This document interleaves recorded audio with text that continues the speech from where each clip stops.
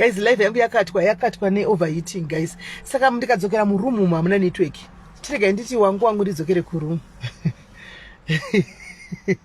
Asi mashamwari makaoma. So mashamwari.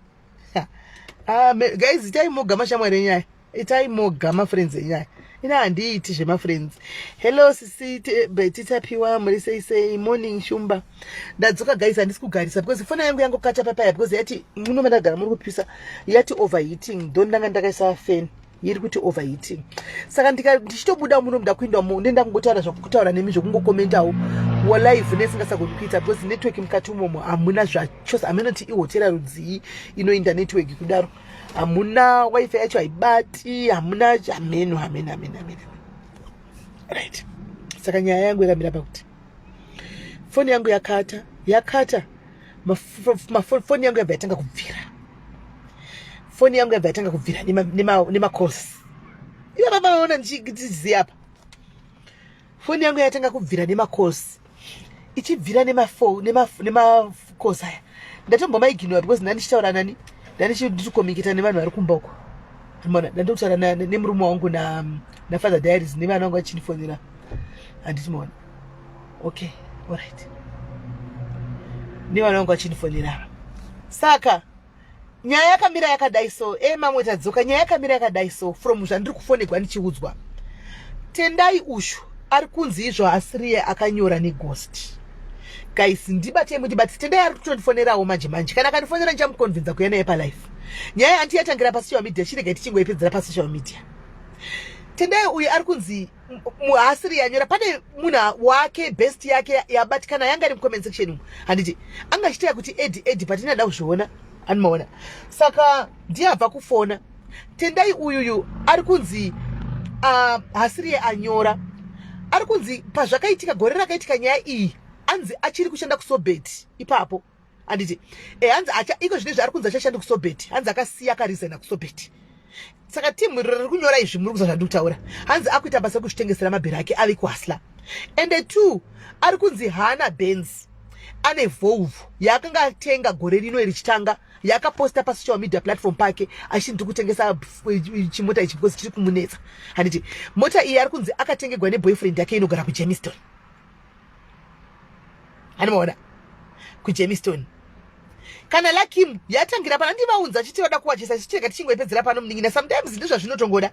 Anomaona sometimes zvinotongoda saizvozvo kuti pasawane zvinospekulata zvinhu zvina basa. Anomaona saka tendai ari kunzi paaishanda kusobeti akaudza handitika munhu atondifonerawo andozivawo nyaya iyi you see but havana kunge vakazvitaura because vaingoti hatinei nazvo zvakudhara.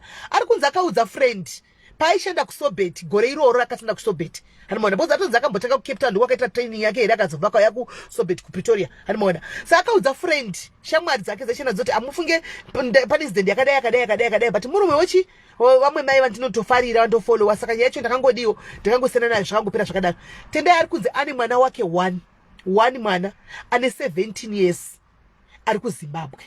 Tendai ari kunzi haana vana 2 ane mwana ane 17 years wakaita panga akaroorwa hanzi akaroorwa kuzvishavani. Ndiye ndokwanga akaroorwa kuzvishavani hanzi ndokumba kwavo ndokwanga akaroorwa. Saka akaita mwana 1 asati asiyana nemurume wake ane 17 years. Apart from that tendai ari kunzi haana mwe mwana ndezvekunyepa zvokuti mwana kudi hanzi is all lies ndezvekunyepa but handingazviisi pasaidi handingazvivhari kuti chokwadi kana kudi ndokuti ndinomirira tendai vachatanga auya achitaura. Anomaona ndomira tendai zvokuti kudzodzi kwai kudika haina handisi kuzozvimirira izvozvo ndangoti ndangoteerera asi inini I want to hear from the horse's mouth nokuti achitaura.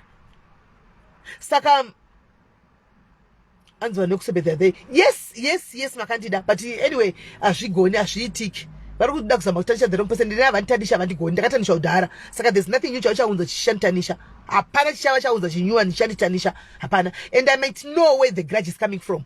Grudge reyose musikana uyu ataura nyaya iwe kusobeti. Guys muri kuziva nyaya yekusobeti yemwana uya wekuZimbabwe maiziva nyaya yemwana wekushanda kusobeti yekuya wamai vake vakauya palive nasisi vake vachitaura nyaya yekuti mwana wangu ashanda kusobeti kuPretoria varikuisa nasisi vake nyaya yemusikana yakanotora vana vake maiziva.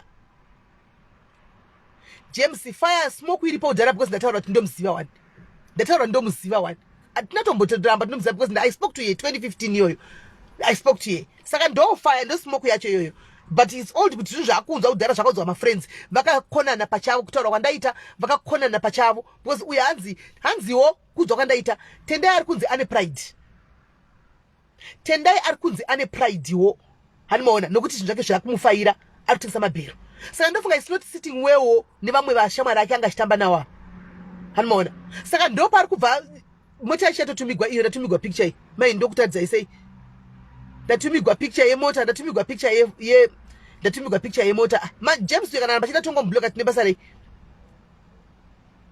hanimaona ndatumigwa picture yachona izvozvi. Yes, I remember. Hey, saka ndo pane nyaya because remember nyaya yanga iri episode Pretoria. Pakatoita vamwe vakatondvinga pana muri kuremember ndichivingwa nomwe vanhu pana machinzi musadle munogona poison wachichichi. Azvina kutanga nhasi chirega let me take you back. Team Pretoria rakatombonifonera panapa. Pa live. Ndichozwa kunzi munogona kuisigwa poison musadye ndapiwa tip. Ndikaseka zvandikati ndazvinzwa ndikanyara ndikati I'm not that stupid and I'm not that naive. I'm not that naive and that stupid. Muri kuremember guys. Muri kuremember. Kuti ndakaudzwa pa live kunzi ndinogona kuliswa poison itimu iyoyo same team yePretoria hanimaona saka pane umwe atombonyora mucomment section akati simeni vanhu vekuPretoria vakasikana kuPretoria vakakumakai vari kutokugarira ipasi zvichitanga kubva kunaningikiri panyaya iyo iya yemwai yako yekuya namai vaya vasika vanhu ava chautidza kufela ndichikuziva ndechekuti I did not bring nyaya yemusikana yokusobheti pano. The mother and the sister brought the story to me like Janita Nyadzamwe vanhu. So for them to tag team and try to destroy Melly, that's very wrong. Because I did not come here. The mother came here and the sister. So Melly azopinda apa because nyaya yakaitigwa pano. Shai, fone kwinogona ngokata manje guys. Fone kwinogona ngokata manje because pari kupisa inobva overeating. Why does it not say? Man butira kudai. Ndikendi butira kudai so. Animaona. Saka ndipo pane nyaya yese. That's where the whole story is. Animaona. That's where the whole story is because manzwa the connection is so betty kwaishanda tenda yu Pretoria. Payashe Pretoria ndo pane nyaya yese apa. Ndo pane nyaya yese apa. This is the whole story. This is the whole story iripo. Hamon, saka arikudza just like kana pani totori pacho panakato ipa ndina pamwe pakwenda boza pana network ndikangobva pana pa ichatobata. Ndikatobva pana pamwe pa ichatobata. So nditongoti ndi pandopedza. Kurupisa laki muzvisingaite kunoko. Unaona, zvisingaite. Saka ndonya iripo, unaona. Saka tendai 1 akunzi akaita mwana wake 1 pa upenyu, ani mwana 1. Handiti ndatomirira kuti andifonere because munhu atondifonera kuti ari kukufonera imanje mubate phone because she was shocked as well. She was shocked as well. So the friend ndiyo vanga vachiziva nyaya iyi. Kondikadai chasivi. The friend ndiyo yanga achiziva nyaya iyi yakudhara iyi now decided to brought back the story. Animaona decided to brought back the story ish. Panapa kuti titwa kutaura kuti murume wakaura.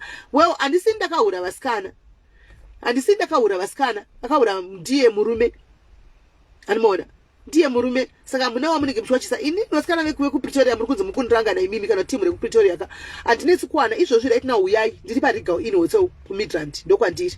Uyai nditori pa Regal Inn Hotel izvozvi as I'm speaking. Ndichabuda pana pamangwana. Saka musazvinetsa ndokunonyora mchididi ndiri panda pa location. Come here. Uyai pano. Naitikisana chinetsana. Nezvo zvisipo muchinyepera. Tenda chatonziwa atopinda musadaro so. Tenda aritonzi ana chantomboziva pana changa ritoziva tori murima. Antika boyfriend yake now is also yakutoningira. Yato